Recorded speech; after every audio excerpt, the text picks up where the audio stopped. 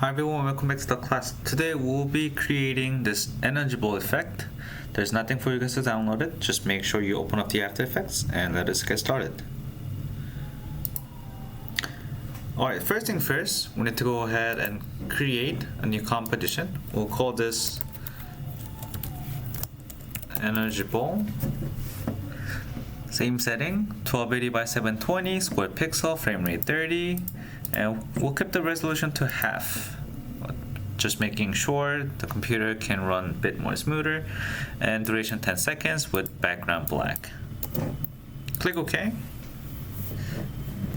We're first gonna go to layer, new solid, and we'll create a new solid with black color. We'll call this main source, and on that main source we're gonna apply turbulent noise. Double click, we have this.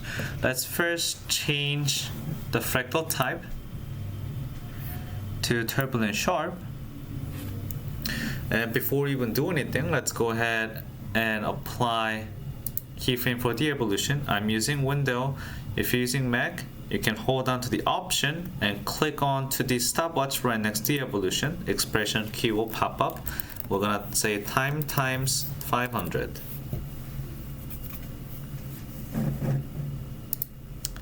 And then we're gonna add the CC glass. Go to the surface, change the bump map to none because we don't want to see the bump map, and right away we will see the effects. And we want to do the opposite direction, so we're gonna go something like negative 200-ish. You can see how yours behave. I'm going to go for something around negative 207-ish. And then what we can do is we can move back to the contrast and brightness, and then we can also figure that one out by moving the contrast and brightness. Again, even if you're going to put exactly the same number, we're not going to have exactly the same thing. So okay, I think that's good. I think that's good. And let's see how this behaves. Cool. Alright. Nice. And then what we're gonna do is move our time indicator in the beginning. We're gonna keyframe both contrast and brightness. Move it to 2 seconds. And we're gonna click onto this hold keyframe right there.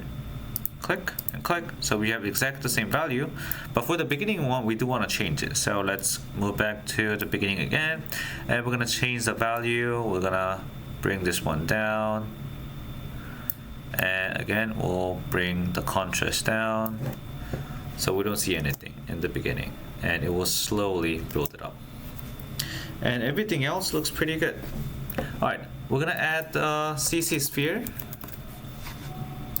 to make things round, and now we have this. Cool, I think it's actually working pretty good. Alright, on the CC sphere, let's go to the 3 seconds and just make this thing a little bit bigger, and go to the light. We'll change the light height to 90, so we have the light coming from our view, which is the center, so we can actually see everything. Cool. From here, we don't want to right click on the main source, pre-compose it, make sure you click on move all attribute. We're gonna say energy ball comp. This layer, we don't want to duplicate it, and on the duplicate one we're going to apply CC radial fast blur. This will create a nice effect, as you can see. Let's go to the brightest, because we want to make sure it only touches the brightest point, and we're going to increase this one like that, and then we're gonna go to the glow, and then we're gonna apply the glow on top as well. nice. I think that's actually looking really nice.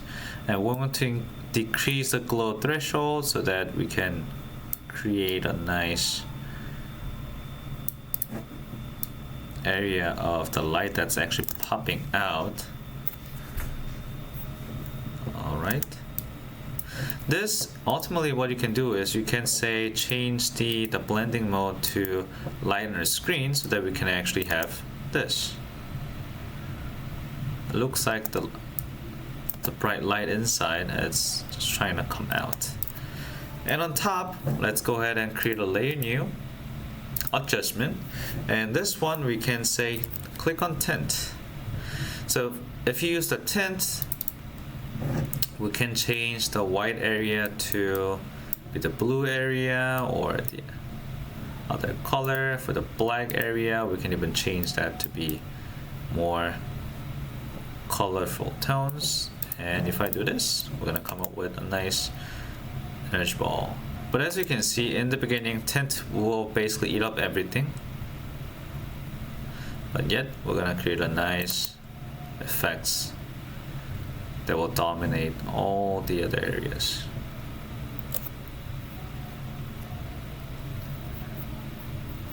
Okay, alright, that's all. And if you have any other questions, feel free to reach me out, and I'll see you guys in the next class.